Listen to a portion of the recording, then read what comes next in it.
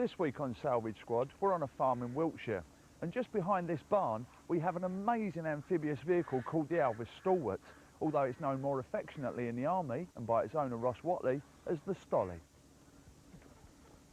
Hello? Anyone home? Oh, yeah. Oh my God, the flower pot men and woman over there. Hello, Ross. Hello, mate. You want to come down, mate? Oh, I will do. Do you need a hand? Oh, no. I'm going to stand away in case you splash as you come down. Go on, off you get. 3 months of practice. There you go. Yeah. When you say that you've always wanted one of these, I mean, since when? I guess since when I was a kid, really. Somebody bought me a little tiny toy. I think I've got one somewhere. There you go. This is it. The actual original little tiny matchbox Stalwart.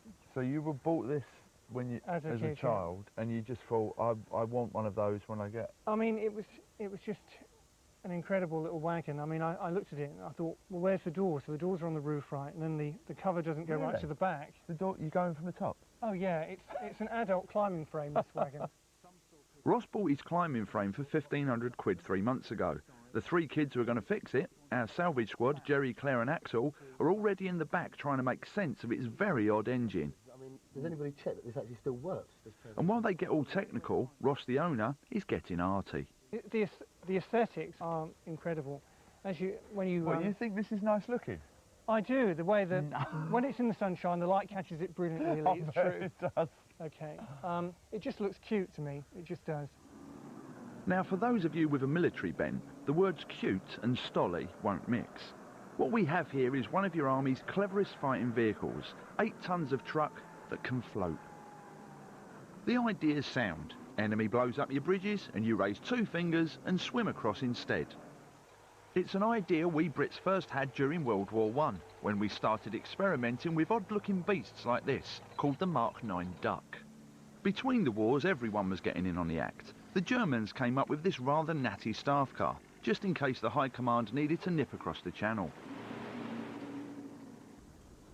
While the Yanks started with this amphibious coach, before going on to make around 18,000 of these landing vehicles used mainly in the Pacific War. Our Stolly was a bit of a latecomer, first dipping her wheels into the water in 1960. The army bought about 1,000 of them, mainly for use in northern Germany. They were made by Alvis, a company famous for its luxury cars, and for this, the Saracen armoured car. It all started when some bright spark in the company came up with a clever wheeze of taking a basic chassis of the Saracen and using it first as an airport fire tender, the Salamander, and then thought, I bet I could make it float, and came up with the Stolly. On land, she's a butch 6-wheel drive truck, but rev up her 6.5 litre engine and point her at some water and she jumps right on in. Her engine switching from powering the wheels to powering 2 propellers hidden in tubes deep within her hull. They suck in water from the sides and blast it out of the back, turning the Stolly into an 8-ton jet boat. Is it potentially still amphibious though? Well, sadly it isn't. The army took all the swimming kit off them in the early 1980s. Right. Probably to, on the one hand, to save money and to stop people sinking them more than swimming them. So there you go. Would you like us to try and get that back on? If you could find the swimming kit, that would be wonderful. That's the main components that are missing from it. Swimming stollies was always a fun thing to do. Legend has it, one young squaddy even got so excited he nicked one and tried to swim the channel in it. But keeping them on the water was costing the army a fortune, and in 1981 the penny pinchers at the top sent out orders to double her water jets. And since then they've been nothing more than a butch landlubber's truck. Indeed, there is a good chance that ours has never swum in its entire life. Listen up guys, you've had a look. What do you think? Cool. Do you like it? Yeah.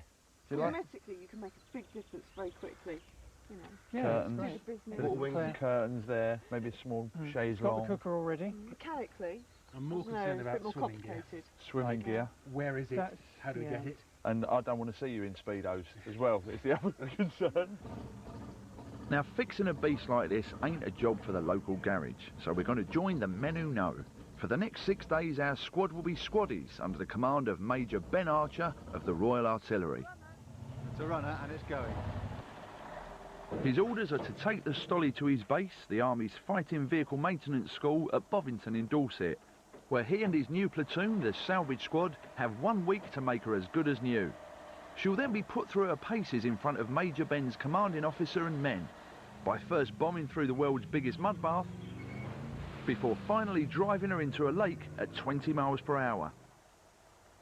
If the salvage squad's work isn't up to the challenge, Major Ben will be the disgrace of his regiment. As soon as his precious Stolly is off on the truck, Ross is back at work. He calls himself an industrial sculptor, which means if you've cracked open your curvy fiberglass sports car, he'll make her again. But when it comes to mechanics, he's a bit green. Being an arty type, seems to think the squad will have no problems. Today, actually, I walk around the corner and see the refurbished stalwart. It's going to be the most brilliant, amazing day. I'm really looking forward to it because Salvage Squad, you know, I'm sure will have done an absolutely brilliant job on it. And I'm just dying to drive it up to the lake, really, which would be wonderful. For all Ross's optimism, the squad know they've got their work cut out. That evening, the Stolly arrives at the operating theatre, and the Major gets out his pointer to take the squaddies through the finer points of the Stolly. And it's as we thought. Half the components for a water jets are missing. To the vehicle. Here we have the 2 water propulsion units. They're made by Doughty, and they're powered by the engine PTO there, power takeoff. And there should be a shaft that goes from there to a bevel box here, and then from the bevel box another shaft that goes to here. And that's the same both sides. So they're missing. How easy are these to come by? Well, that's the problem. They're not easy. So as day 1 draws to a close, the squad are faced with a half-wrecked truck to turn into a jet boat in a week. If the honour of the regiment is to be upheld, Claire will have to don a bunny suit. Axel will have to accompany Major Ben on some nighttime manoeuvres. Jerry will come up short. And even I'm going to get involved, entering the murky world of the arms dealers. We've got to repair the Stolly's waterproof seals, find and refit the missing parts to her water jets, rebuild her aquatic steering system, and give her a good coat of army olive drab. Ross has given me the service record to his stalwart, and we can see from this that it was involved with the 2nd Field Regiment of Royal Artillery. So I've come to the British Forces radio station to see if they can broadcast an appeal to try and find out anybody who was involved with our stalwart. British Forces Broadcasting Service is listened to by soldiers around the world, and with any luck, someone tuned in to Adam Gilchrist and Vicky Turner's show will remember our Stolly. Vicky and Adam on Connect 2002. This Stolly, you're trying to find all the blokes who were with it, basically, in the late 70s, early 80s? Anybody involved who may, or well, may even have driven that, or you know somebody who drove it. Or so anyone with any story whatsoever connected with this Stolly. The registration number is 18ET03. If you do know anything whatsoever, if you've got any stories connected with this vehicle, tell us about them and we'll pass them on to Lee and his new show. And the radio, would like that back as well. You can contact us here, connect@bfbs.com. While I was putting out the call for Stolly drivers, the squad were starting their 2nd day in Major Ben's platoon. Before they can even think about taking this ropey old Stolly swimming, they're going to have to make sure she can handle dry land. Okay, let's try and start her up.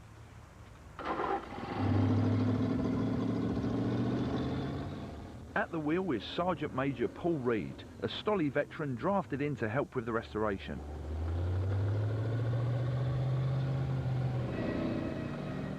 The engine sounds a treat, but so it should at 3.5 miles to the gallon. The Sergeant Major's problems start when he tries to stop. Did you have any brakes? No. None at all? No. There's resistance on the pedal, but nothing that's effective, really. Okay. Having no brakes ain't going to stop her swimming, but could cause a few problems on dry land. So the Major stuffs Axel in the cab for the rest of the day under orders to sort the problem out. And after a 2-hour struggle, Axel knows what any army mechanic of the 60s and 70s could have told him. Stollys might be fun to drive, but they're a pig to work on. we go. Here's one part. These are push rods that go into the master brake cylinder. To get this bit out, we've had to remove one footplate, one seat, 6,000 screws, and everything else. Yep. Once Ax finally got the system apart, he found the culprit. Right, here we have our brake master cylinders. Can reach in here. This is what we've got. Lots and lots of sand. Sand's got in, perished our seals, which is causing the brake fluid to leak out. This isn't good, so what we're going to have to do is replace it. The sand has somehow got into the brake system, and it's caused holes in the rubber seals. Lovely stuff. Now when the brake is pressed, all that happens is that the fluid squirts out of the damaged seals, rather than operating the brakes. And what's more, the stolly seems to be full of the stuff. This is ridiculous. I mean,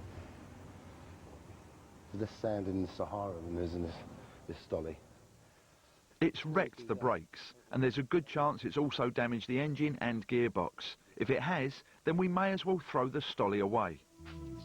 It's the second day of the Squaddies challenge to get 8 tons of stolly swimming, and their mission is already in trouble. The stolly's brake wrecked by a strange sand that seems to have got into everything. Yeah, that's our problem. Jeez. And opinions are divided as to where it came from. What's this debris and sand coming out the back? This is, yeah. It's either been to the beach, or it's just been sandblasted. Nobody's ever bothered to get out of it. Next to the radiator as I well. know. I mean, My best guess is it's been sandblasted because there's so much in the plug holes. To say something, the sand in there is not sandblasted. but it is. It is. Between you right now, there's that much sand in there, it's that deep. That's a lot of sand to bring in there in your boots. Hey, I think it's been driven on maybe a sandy something. A lot of sand has got in. No. I was saying, sandblasting, I don't think you would use that much sand. You wouldn't use that much sand all over the inside. I've taken out that much sand all over the inside of the cab. That's the point of sandblasting. It doesn't matter. They probably didn't even do the cab. They did the whole of the Why back does it bit. taste of salt then? This is the whole. You've been eating it. Why does it taste of You've salt been then? eating it. Sandblasting it isn't a good idea. That's just. I don't know why people do it. Because I suppose it's just that instant reaction. They've got an instantly shiny piece of equipment. With one dissenting voice, the vote goes to the theory that some years ago, some twit tried sandblasting en route to a new paint job. Unfortunately, his or her enthusiasm could well have wrecked the whole vehicle. Whatever the truth, even with Axel eating it, they can only clean out some of the sand. To get rid of every last grain, the brakeless stolly limps to the most powerful car wash in the country. Still full of sand, got it? Yep. Oh, cheers, mate, put it in the eyes. Oh, sorry, mate. It's flowing everywhere. Stand like this, Claire. 1 foot back. The facility is usually used to clean the mud off the Army's nice new tanks. Squirting out water at a pressure around 80 pounds per square inch, it can quite literally you off your feet. Watch it.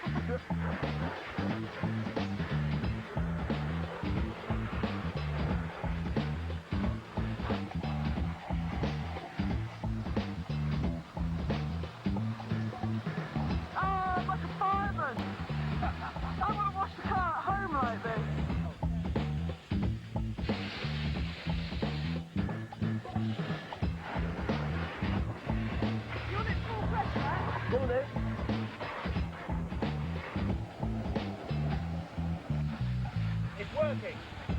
There's 2 of you. Yeah, it's like Niagara. Fantastic. Wonderful. Finally, the sand is out. That is disgusting. But have they managed to save the stolly? They won't know until Axel and the Major have spent the rest of the day cursing in the cab, reassembling the brake system and the dozens of other bits and bobs Axel had to remove to get at it. Oh, Mr. Stolly, you're not my favourite friend today.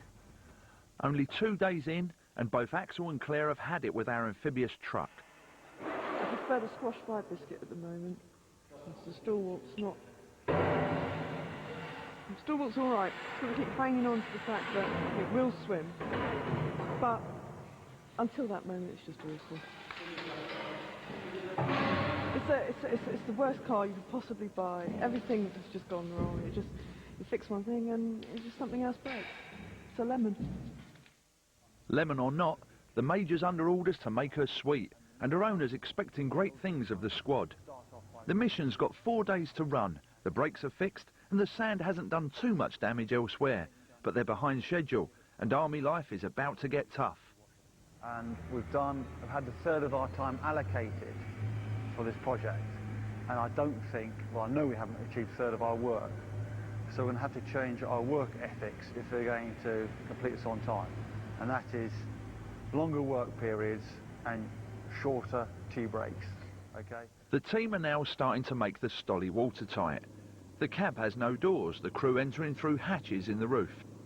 The biggest problem is that when she swims, her engine is well below water level, and if her cargo bay doors spring a leak, she sinks. To keep disaster at bay, the doors are fitted with the aquatic equivalent of a draft excluder, 2 big bits of rubber stuffed in the crack, which, the theory says, will jam together tight enough to keep the H2O at bay. The water level when this machine is swimming comes up to about there, so this has got to be it's really important that this is watertight, because otherwise everyone's going to get their feet wet in the back and you end up with a drowned engine. The new seals will be held in place by both glue and a long strip of metal tucked inside the hollow rubber, which will clamp down its edges. Smells good. It all starts well enough. The metal clamping strip is inserted into the new seal and fitted temporarily in place. Can't be done, can't be done. But as soon as they start the gluing and bolting, disorder breaks out in the ranks, and it's all fingers and thumbs until the Major asserts his authority. It's been a good idea to check if all these threads were clear before we started. Axel, we want to finish this year. Okay. Put the old doofer on, let's get some motion. Come on, play nicely together. This is going to be hard now, this is the hard bit. That's good.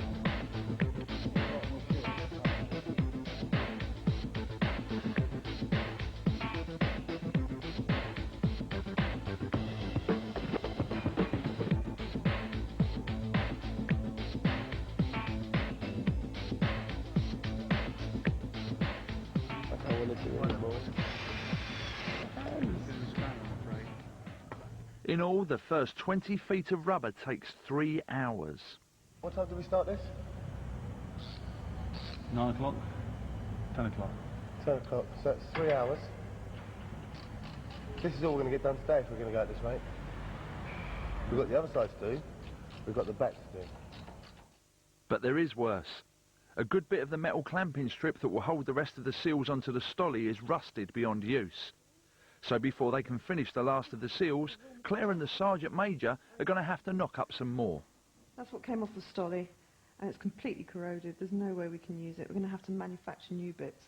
Can you see underneath all the rust? It's actually a curved profile. Yeah, it is. And unfortunately, our piece of raw material is flat at the moment, so we're going to have to make that in order for it to pinch down on the rubber and make that seal. The new strip starts life as a piece of flat metal. To pinch the edges of the rubber seal, it has to be bent into a sort of C shape.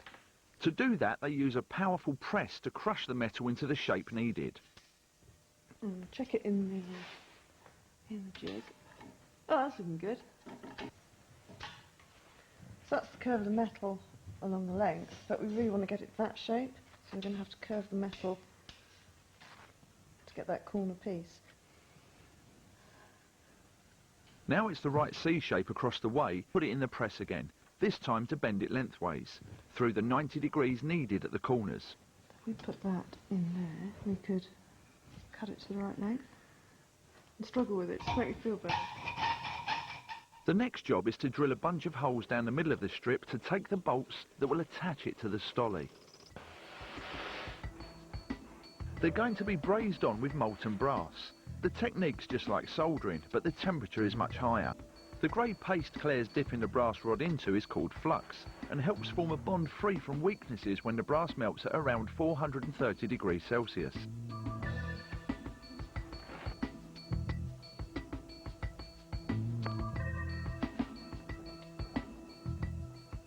All this heat and sweat is getting to the Sergeant Major.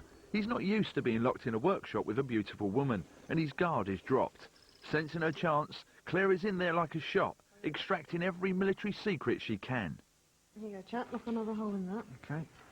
So, is it normal to see Mr. Ben or Major Ben? Mr. Benny will love that. Mr. Ben with his hands grubby, you know, because he's really been pitching in. He has. He's a hands-on chap, but don't get the wrong impression about commissioned officers and majors. It's not a normal occurrence for them to be down on the tank park, getting stuck in with the boys. With Claire going all Mata Hari, my own intelligence gathering had come up trumps. I'd been contacted by Mike Manell, who'd heard me on the force's radio. He claims to have driven our Stolly in the 1970s when he was a Lance Bombardier in the Royal Artillery. He's left the army now, but was keen to meet up in his old regiment's museum, a place packed full of the toys he played with when he was a soldier. Oh, this is much better nick than the one. I tell you, our one looked a bit of a pile of old scrap at the minute. The one I drove, 18ET03, was one of the quickest in the battery, and that got about 43 miles an hour at 5,000 RPM. They were great fun. They were a great fun vehicle to drive, despite their reliability problems. But they weren't easy to drive, but I think it was because they weren't easy to drive, there was a challenge to drive them, which made them good fun to drive. And they were good fun. It's got to be better than just driving a truck, isn't it? Indeed, yeah. This cross-country, you don't beat this thing. Now, soldiers aren't in the army just to have fun. Back then, half of Germany was full of Russians who owned some very big missiles and an awful lot of tanks. Now, if they'd ever fancied invading the other half of Germany, our chaps would have been there waiting for them, and in no time at all would have had them running back home with a bloody nose and a healthy respect for our stiff upper lip. And that's where our Stolly came in. If our boys at the front line were going to give the Russian lot a damned good spanking, then plucky chaps like Mike Manell and his Stolly would have had to do their bit. Charging across the fields and swimming across the northern Germany, making sure much-needed ammo got to the front line without a moment's delay. Should hostilities have broken out, they would have taken place in our sector from there right the way across to the coast. And as you can see on the map, there are several rather large, and the Weser being the main one, river obstacles. So we needed to be able to go across those and not be hindered by the natural obstacles. If our Stolly is to cross any rivers, then it's down to Axel. He's been given orders to try and find the parts for her water jets that were scrapped by the army in 1981. It may come as some surprise to you, but hidden under the counter of many a local newsagent are magazines openly advertising everything from an ex-army Land Rover to a Chieftain tank. But since the army scrapped the parts we needed 20 years ago, the ads ain't exactly full of them. Hello mate, listen, I'm after a Stolly swim kit for a 1967 Mark II. Do you have one? Is it? Right. Nothing like that left. Right. I reckon more than a month? Or a month to 2 months. As Axel goes down the list, things are looking desperate. The squaddies are now 4 days into their challenge to get our 1968 Stolly swimming. They're well behind schedule, but the cargo bay doors are finished and Axel's come up trumps with the parts for the water jets. Yeah, we've got a guy called Lee Hurst. He'll come and pick them up. So I'm on my way to see Will Earlham, a man who claims to be a Northamptonshire farmer, but has a barn full of Stollies and insists on wearing camouflage. Will? Lee. How you doing? Nice to meet you, mate. You got a few bits for me? Yeah. For a Stolly? Yep. Now, I know that is one, but it looks about as good as our one, eh? What you got for me here? A couple of pop shafts. I've better let them go because I don't fancy swimming this old girl. No? No, I can't swim. I wouldn't if I was at the state of it, be honest. Oh, you don't love this bit up when you're swimming it. Well, we've got to get all this into the back of the motor, so give me the lightest bits and you carry the heavy bits. Now, I'm trusting you that these are the right parts, you know that.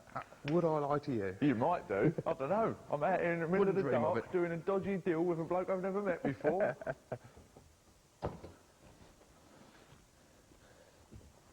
Right. Stick them all in there. Right, yeah. I'm still not sure if Will is a farmer, or really a frontman for the not very popular Front for the Liberation of Northampton. But I am very grateful to him, as hopefully he saved the day. Hello. Oh, dear. Any luck? Any luck? What do you got? What do you got? Any luck? Greased a few palms. Oh, yes, mate. Respect. Had a few chats with a few people. Don't ask too many questions. Don't ask too many questions. Need to know bases, that sort of thing. Is this everything? Pretty much. Like one of the kiddies we Try not to smash any of the car up while you get it out. If it's all there, it should work like this.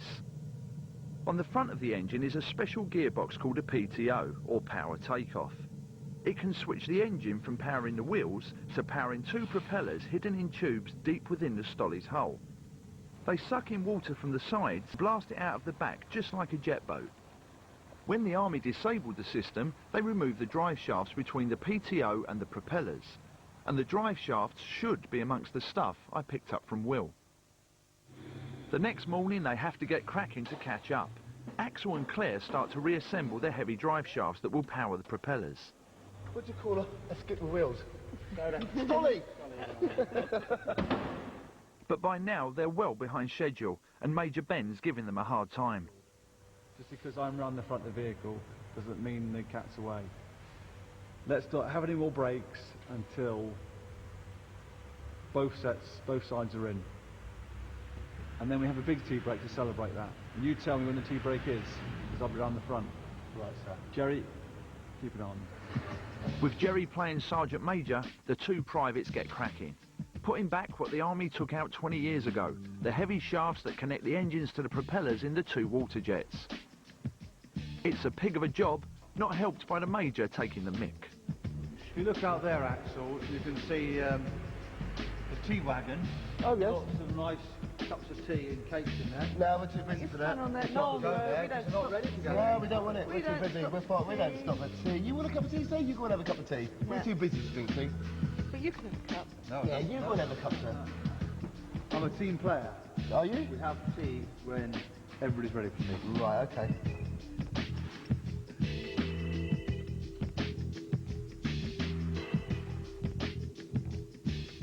Three hours of bash knuckles later, and the engine is once again connected to the water jets.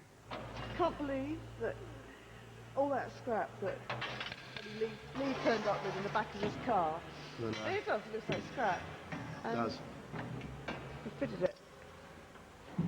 And fingers crossed it should work. Make it rotate. I did. Look. It moves. It moves. There's life. Yeah, I might need a few more ribbons per minute and that, but... Not much. The final job is to connect the lever that engages the system to the control box in the cab.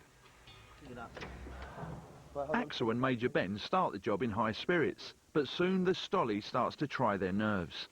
I'm lined up on my brackets here. It's got to go up another inch. We have to have this on top, this underneath to give us the room that gets underneath here. Come on, girlie. There we go.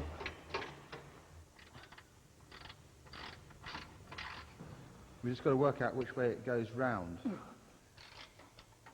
In all, it takes them 2 hours to fit two simple control rods. No. We just hope after all this it actually works, because I'm going to scream if it doesn't. Axel might have problems with his rods, but Jerry's going no better. He's been working on the Stolly's aquatic steering system. At the back there are two nozzles that can angle the water jets to the left or right. They're controlled by long rods running along the length of the Stolly to a control box in the cab. They come in several pieces, but when Jerry screws them all together, they aren't long enough. They've all connected together beautifully. I'm happy with that. Unfortunately, when I put the control box in, here, my rods don't reach it. They're here. So, I've got to find some way of getting them to it. How far out is it? A foot.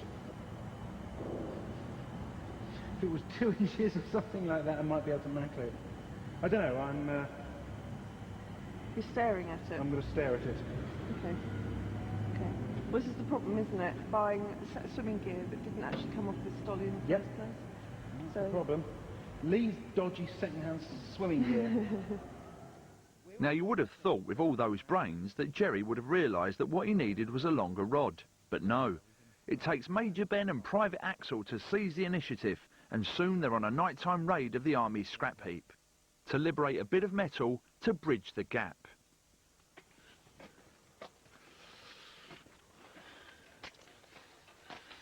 How about that long here? Just a bit thick, isn't it? It's too thick. How about the middle part? Oh, hold on. I think we might... That looks a really bit thinner, but can we get away with it, do you reckon? It seems the troops have come up trumps, and soon a bit of ex-army fencing is cut up to plug the gap between the rods and the control box in the cab. Oh, Jerry, you're a man. Once the rods are connected, all you have to do is pull on the levers in the cab, and the nozzles will angle the water jets at the stern. Yes. But the Stolly's been a pig to work on all day, and now it's Major Ben's morale that's hitting rock bottom. I thought today was going to be a straightforward day. I thought things were going to fit. But why be glum when you've got 6.5 litres of engine and a deserted tank park to play with it on? It's amazing what the sound of a big engine can do for a man, and as Axel revs her up, the old Stolly is shown one of her trademarks, flames out the back, and an exhaust system that glows red hot. Yeah, no, the exhaust is red hot.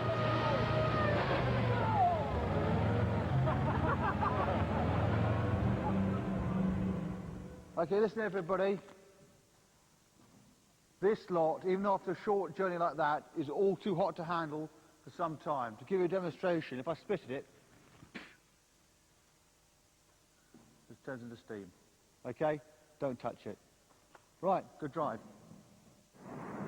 The fact that our Stolly does a pretty good impersonation of a cooker is in many ways the key to its demise. It might have been great at bombing through the mud, but one of its main jobs was carrying fuel. And a good few Stollys went up in smoke when their jerry cans leaked onto the exhaust. In fact, the Stolly was a highly expensive white elephant, a buzz to drive and a gas to swim, but an utter pig in every other department, especially when it comes to maintenance. Little wonder, seeing as she's really a modified fire truck with a World War II engine. By the 1980s, the army had gone off the idea of swimming, preferring instant bridges instead. Soon after, the Russians packed up their tanks and missiles and left Germany for good. Fed up with the Stolly's maintenance bill and no longer needing a swimming truck to help repel invading Russians, the army scrapped the Stolly in 1992. When the job's done, our one's going on parade, swimming in front of Major Ben's commanding officer and men. So, the squaddies decide to make sure her new seals are waterproof. The idea is a huge tank and check for leaks. The only problem is, they find the water only comes up to her axles. Nowhere near. As a result, they won't know if she's waterproof until we test her for real. Worse, as they drive back, disaster strikes.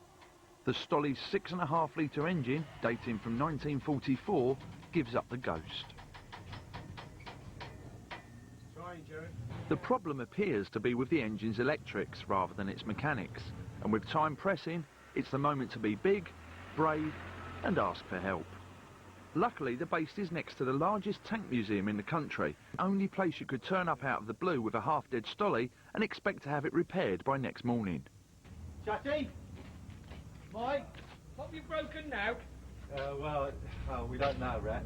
Well, it might not be broken, it might be fixable. No.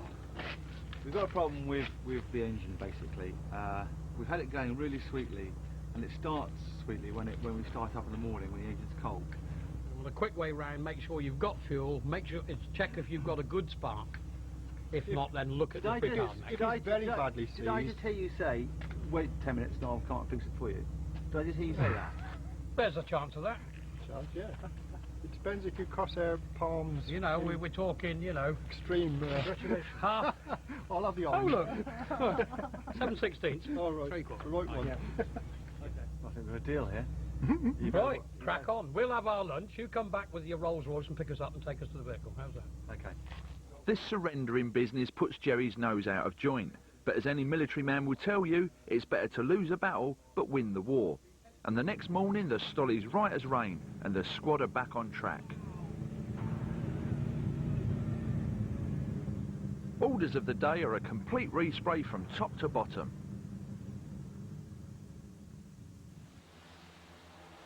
The first job is one final washdown, which is a good thing. After yesterday's disaster, the squaddies have no idea if she's watertight or not, so they grab a chance to test something not normally found on a truck, a bilge pump. If she springs a leak tomorrow in front of the Colonel, then this water pump will be their last line of defence. With the Stolly installed in the giant sunbed-like paint shop, it's time to dress up and play with wrapping paper. The Stolly's going to be sprayed, so any part that isn't going to end up green has to be masked off with brown paper. I can't wrap, Chris.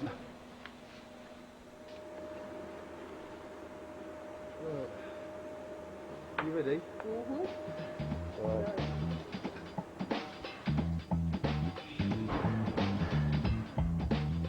With white suits and fancy respirators, it's a graffiti artist's paradise. Unfortunately, there's no room for self-expression. All our Stolly's going to get is a white undercoat and a liberal dosing of olive drab.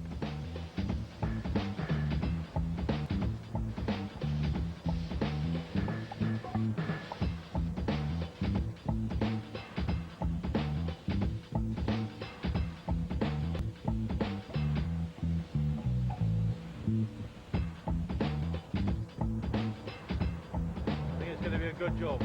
Let's hope so, because the Major's reputation is resting on it. With the paint dry and her wheels still black, our Stolly's just a couple of hours from her drenching. Morale is high, but there's one vital piece of equipment that still needs to be fitted before she can swim. Right. No, it goes in between. On the front of every Stolly is a sheet of plywood called a swim board. The team are hoping to drive the Stolly into the water at about 20 miles per hour. And this bit of wood is the only thing that will stop the water going over the cab and flooding the back. It's simple, but vital. When the Stolly's on the road, it's flattened against the bonnet and then lowered just prior to entering the water. You lot still faffing around with that board? Yeah. is that lined up at the back? This is a nightmare, isn't it? Yeah, it's fun. Whack yours in. It's low tech, everything on the Stolly, it's a pig to fit. And as Jerry and the Major, well flummoxed. What are you doing? Why don't you turn it so it's unsquared off, and then it goes through straight away? You don't have to bang it. We know what we're doing. Okay. Oh, sorry. Claire, they know what they're doing. They know what they're doing. If Axel was really in the army, he'd be up on a charge. But finally, the Major has to admit defeat, and the squad's know-all gets a go. Go on, you keep on whacking it. I'll give you a clue, it doesn't go in that way. Well done then, just pop it through if you would. You've got to turn it. Well then. I know it. I know. I mean, would you like me to help you? Go on, you do it. Do it. Just give me a little bit of a tip, huh? It's naff. It's up. You're at an angle like this. I know. Up. They're jumping up. Using a bit of inertia and a bit of kinetic energy. No whack it. See, now, when you get me over, it goes in. No, hey, Axel. The Stolly is now finished, but Major Ben's had no time to test it, and in an hour's time she'll be charging into the water in front of his commanding officer. If anything goes wrong, the only thing major about Ben will be the egg on his face.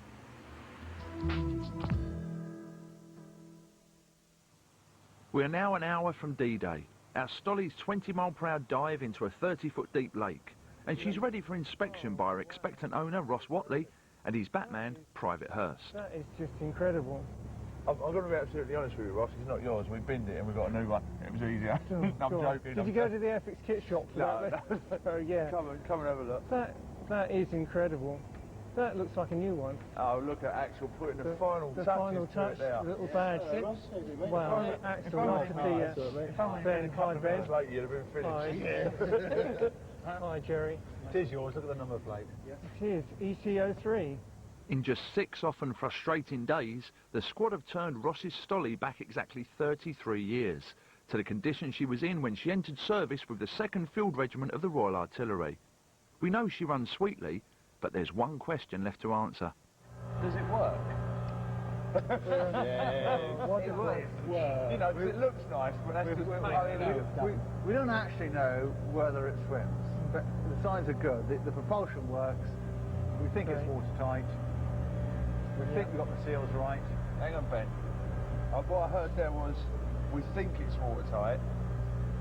Now, are you planning to test whether it's watertight? i.e., are you planning to try it? You're not just going to just plough into a pond somewhere? Yes. Yes, we are. Can you guarantee my safety? No. No. And that was the British Army. That's a bit worrying, isn't it? Let's swim it. Let's get on with it. Okay, everybody ready? Yeah. Okay, great. With a slightly nervous Ross behind the wheel for the first time, the squad set off for their But before she can be launched, orders are that she's got to prove herself on dry land. Well, when I said dry.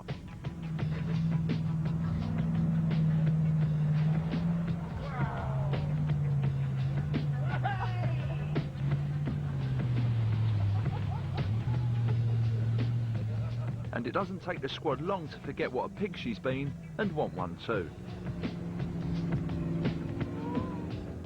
Soon the Stolly's flamethrower exhaust is going full tilt as the squaddies beat the Stolly to hell and back, working out a week's worth of frustration. Oh, hang on, guys. We're so funky night. Stop that foot. Hey! Can't see a stick.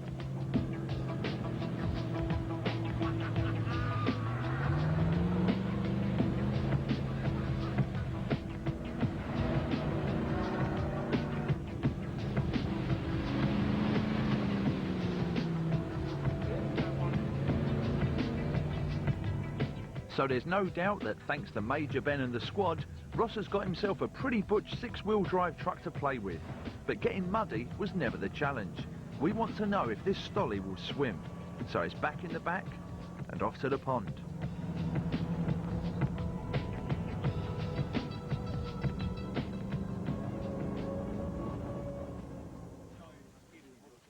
With Major Ben's men and his commanding officer, Colonel Roger Fallows, watching on, there's one ceremony that no boat about to take its maiden voyage can ignore. I'd like to remind people that this is primarily a boat, and for all we know, it's never ever been in the water. So we start off with a naming ceremony. And Claire is going to name this boat. Why Claire? Why Claire? Because ladies always name boats. Surely they that are should be she's. Jerry. Jerry should be They are she's, and therefore ladies name them.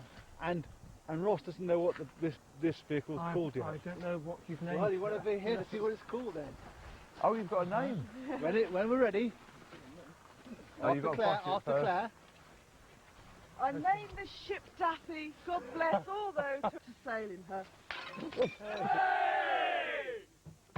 She's now ready for launch, but the Stolly throws up one more problem. Noel Axel has fixed the swim board in the up position, and the Colonel's not looking amused as it's out with the hammer again. Could have drained the lake and driven across the bottom by now. Yep.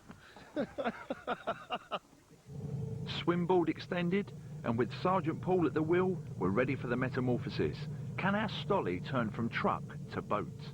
As the engine revs, Major Ben's reputation is about to be put to the test.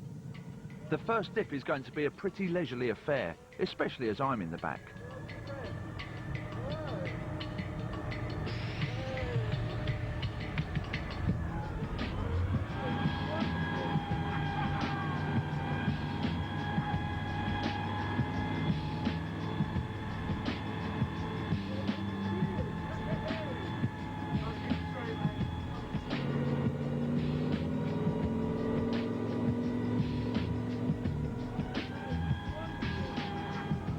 Success!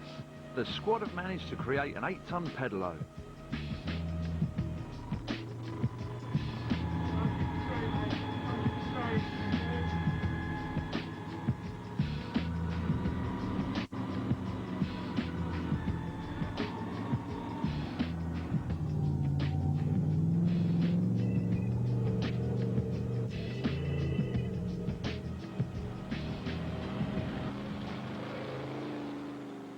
just the most amazing thing. I was hanging out at the back because the way it was going down, I thought, I don't like the look of this. I mean, how far up did the water come? It came, I guess, about a foot just up the bottom of the windscreen and then dropped down again. And the whole wagon bobbed down and we just powered at like 8 knots across the lake. Ben, you must be pleased. I'm delighted. My heart was in my mouth when it first went in, but seeing it level off and just go over that lake was just magnificent. I thoroughly enjoyed that. I'll be honest with you, when it levelled off, I was a lot happier as well. It's a bit scary. You look down, it just... I was staggered how much water, even going at that slow pace, how much water came up the front of the vehicle, and those in the cab must have thought, hang on, this isn't a submarine. Roger, what did you think of it? Well, I never had any doubt about it, really. It was good to see it swim again. It was great. I mean, the whole team's done bloody well. They've worked really hard. They have. It's Claire. Claire's nodding vigorously in the background there. I'm completely overexcited at work. Now, you might think it was great. It's faint praise from the Colonel, but it's a lot better than what he would have said if we'd sunk. But if she had ever seen action, our Stolly would not have been gently descending into the water like some Edwardian bathing queen. She'd have had to charge at it full tilt, and that was the challenge we set for ourselves right at the start for our dive. We're just discussing whether you should sort of go in at speed and maybe push and out. I'm game. Yeah. I'm game. Absolutely. Yeah. They're all for it. Come on. They're all for absolutely. it. Yeah, let's do it. Do you want to? That's okay, we'll give it You go for it. Yeah. Hatches down. You've got to go.